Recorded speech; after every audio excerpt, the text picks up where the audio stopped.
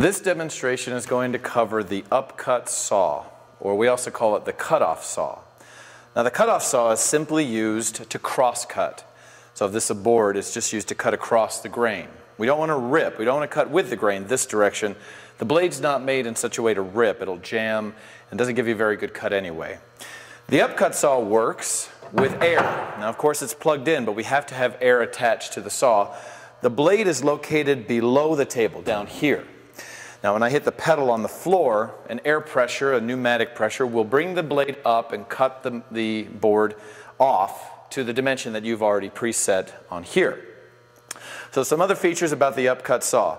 The blade is here, it is well covered. I don't want anybody sticking their hands into the sides, that's why these are on there, but I can still see through the clear glass. So if there's a small piece stuck in there, please use another board, grab something from the side and push it out. I just don't want anybody reaching way in to get in there. You're in there, your foot accidentally hits the pedal, and that's when a major accident can happen. The other things about the saw, first just to make it run, is you have to turn on the power. Now right now there is no power to it, I can hit the pedal and nothing will happen, but I have to turn on this main power switch and you see the light turn on. That simply means that the saw has power, the blade is not moving, nothing is actually running.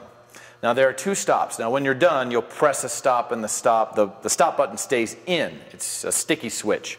One of them is right here, and I know it's difficult to see at that angle. You twist and it pops out. So I twist and it pops out. You can hear it come out.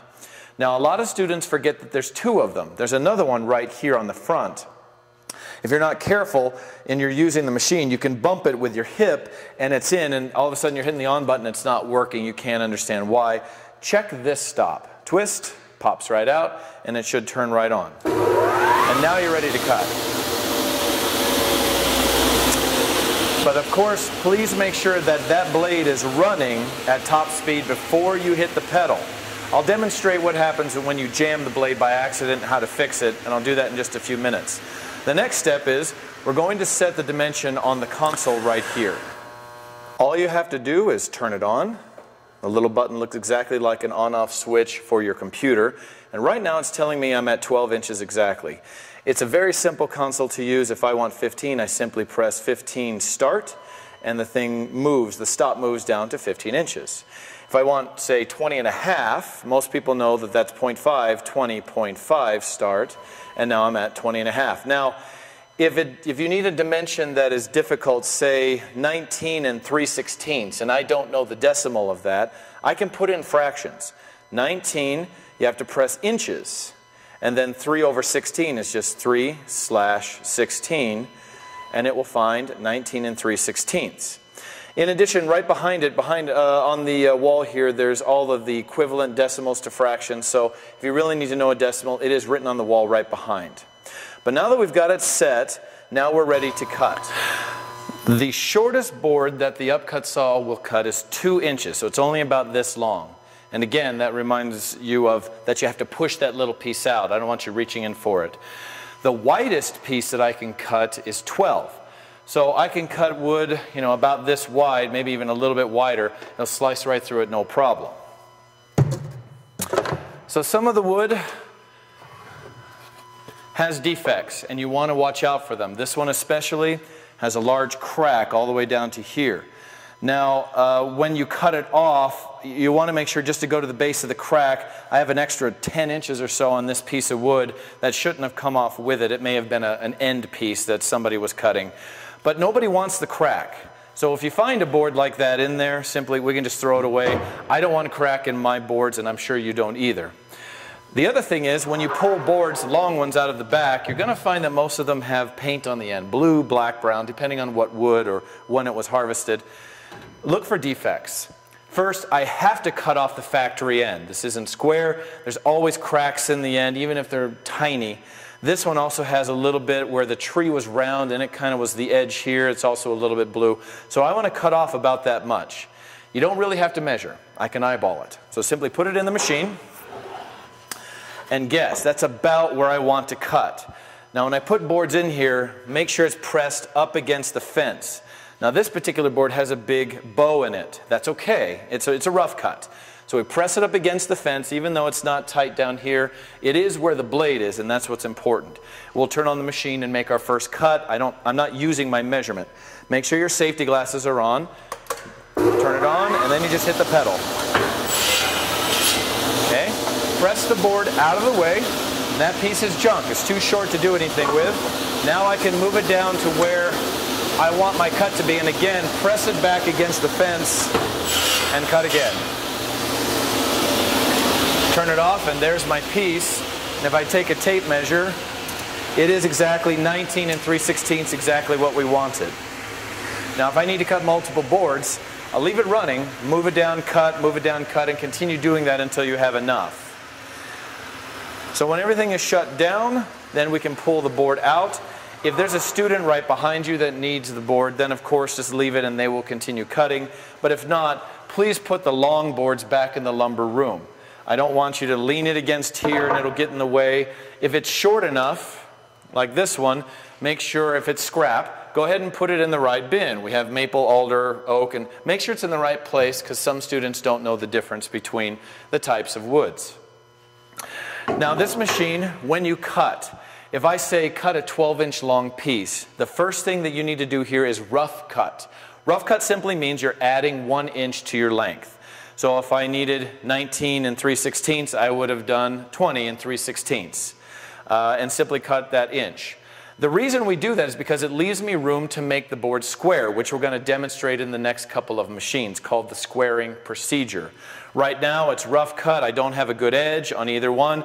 Neither end is necessarily perpendicular because my board didn't have a flat edge to start with. There's no way to get a good end. So we need to go through the squaring procedure next. When you press the pedal, it's just a tap. You tap the pedal. If I leave it and I hold on to it, the blade is now up, but it will not drop until I let go of the pedal.